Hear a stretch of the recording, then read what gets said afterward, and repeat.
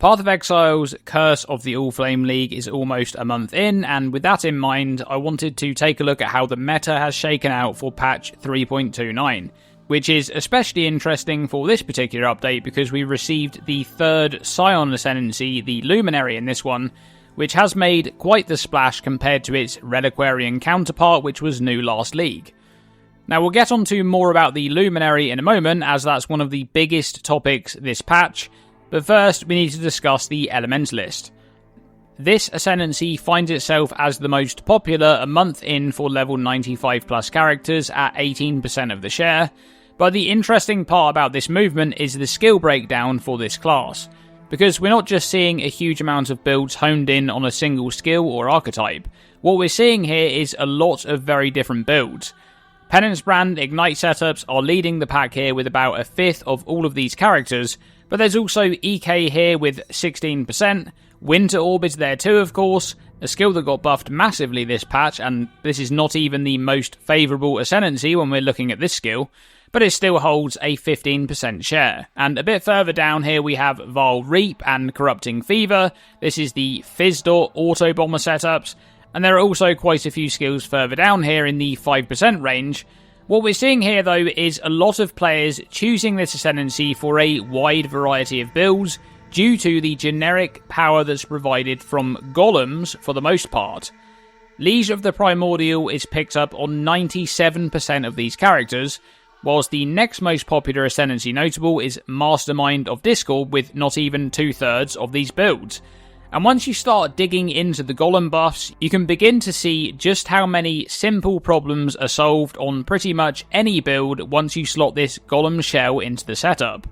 You have a chunk of attack and cast speed from Lightning Golem, there's the damage and area effect scaling from Flame Golem, there's also the global defenses from Stone Golem, but arguably the most important stats from these are the recovery ones for both life and especially mana. You get a very good amount of flat mana regeneration from Lightning Golem and life regeneration from Stone Golem too. And this is in a patch where mana cost issues and solving mana cost across many builds took on some large scale changes with the shift from reduced mana cost to mana cost efficiency. A system that has the exact opposite effect if you want to stack it, where the previous reduced mana cost was additive all the way to 100%, where you'd essentially have no mana cost of skills, whereas the mana cost efficiency stat instead has heavy diminishing returns. At 100% you only half your mana cost, and at 200% you lower your cost by 2/3. This change has had a huge impact on how you want to go about solving mana cost problems, because investing directly into a lot of mana cost efficiency is generally not a good use of your resources, and therefore obtaining a large chunk of flat mana recovery, in this case from Lightning Golem combined with Golem effect scaling, means that you can go some way to easing the problem or even solving it entirely. And the important part here is that the mana regen is just part of the package of Golems. Once again, Golems provide a very good amount of generic power that can be slotted into many different archetypes, given you have the sockets to do so. This is the core reason that Elementalist is the most played Ascendancy in a patch that included a sizable spellcaster balance shift, because whilst other classes may have some more favourable, focused options for specific builds that can lead to stronger endgame setups with very high investment, the Elementalist has the tools to solve so many problems right out of the gate. And considering just how popular this Ascendancy has been in this patch with the Golem shell, I'd give it a high likelihood that GGG will make some changes here come 3.30.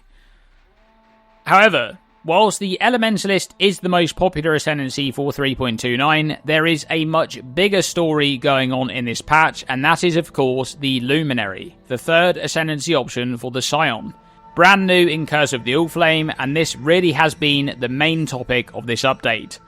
It's currently the second most popular Ascendancy, sitting just behind the Elementalist at a 15% share, but to call the Luminary just another Ascendancy wouldn't really be fair, because this really is a very different Ascendancy to all of the others, and this one came into the game alongside the core implementation of Mercenaries of Trathus of course, which is essentially now a mechanic to feed into this one Ascendancy specifically to supply it with mercenary options. And I think that that's one of the parts of this new Ascendancy that really makes it feel so different to the others. You essentially have this league mechanic which exists to complete an Ascendancy, and on its own it doesn't really feel like a mechanic that would fit that well into the game at all. We do have the unique farming this patch, which is quite effective at fishing for tier 0 uniques, but outside of that, the use case for actually hiring mercenaries on any class that's not a luminary is pretty much zero. Nobody is doing that, so the league mechanic feels very isolated. However, outside of that, the balance of the luminary is a hot topic, and one that I think is going to be more and more discussed as time moves on, because really, this Ascendancy is incredibly difficult to balance for GGG going forward. There's a huge gap between a good mercenary and a weak one, and the idea of the two gear sets and the scaling vectors, I think this may end up posing quite the problem in the future, but that should be saved for another video. Let's look at how the Luminary has impacted this patch. Going into 3.29, there was quite the buzz around this Ascendancy and League starting it, and following the first few days after launch, I think it's fair to say that there were quite a lot of mixed reactions. Once again, this goes back to that massive gap between a good mercenary and a weak one. But the players that stuck around on this class were able to eventually progress to a very powerful stage, and to be fair, some of the early updates to this release, GGG did go in and fix some of those early issues where the class felt quite weak, and I think that's important to mention because next League, the strength of the earliest version of this Ascendancy will be significantly higher, not just because of those changes alone, but also due to player knowledge. Now, in the endgame, the Luminary has proven to be one of the strongest, if not the most powerful Ascendancy in the game right now. But unlike other classes, there's a much less defined path to getting there, because you're very much reliant on finding the correct mercenary.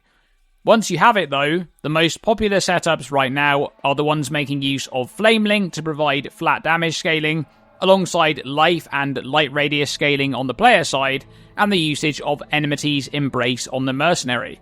This is an incredibly powerful setup, as you're able to build very defensively on the player character, with the ability to invest into a mammoth amount of life alongside block as well, whilst your mercenary deals a tremendous amount of damage. And this is reflected in the play rate for Luminary across this patch, where about 8% of characters were made up of Luminaries in the first few days of Week 1, around the time of some of the early complaints on the class for early progression, but by the time more and more information comes out and more testing is done, by now, 4 weeks in, the play rate has almost doubled, whilst League starting powerhouses like the Elementalist and the Chieftain have lost some of their share over the same period.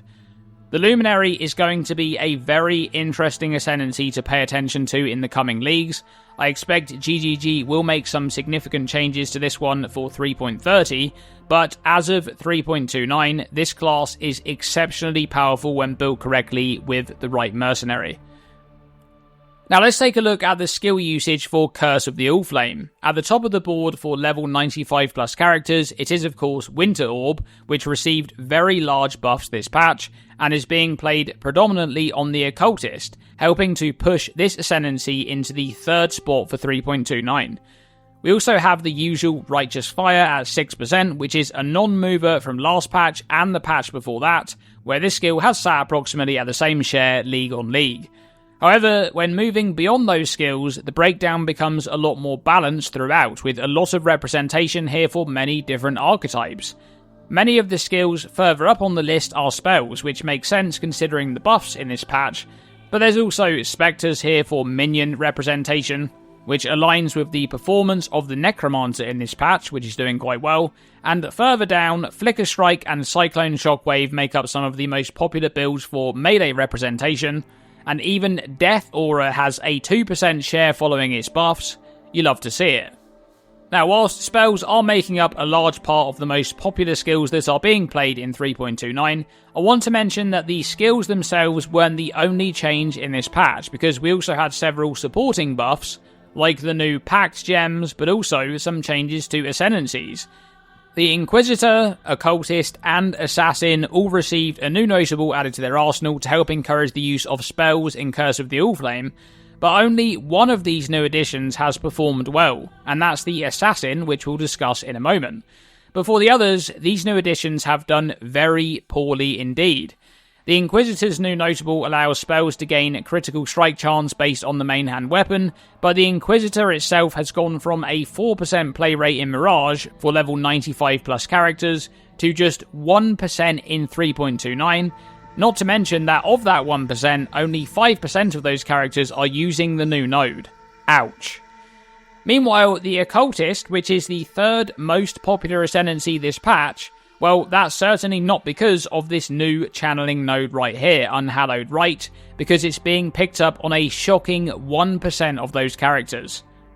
However, it's not all bad news, because the Assassin has made a lot of gains this patch, from just 2% play rate in Mirage up to 5% in Curse of the Allflame, and on top of that, about 3/4 of all of those builds are making use of the new Bifurcation notable, so that node is working wonders there. Now, the last topic I want to discuss in this video is Chaos Inoculation. I've talked about this keystone a lot over past patches, but in this league it's had a huge resurgence following a few important changes. The usage of this keystone has gone from 17% of level 95 plus characters in Mirage League to 25% in Curse of the Allflame. So what has led to this shift?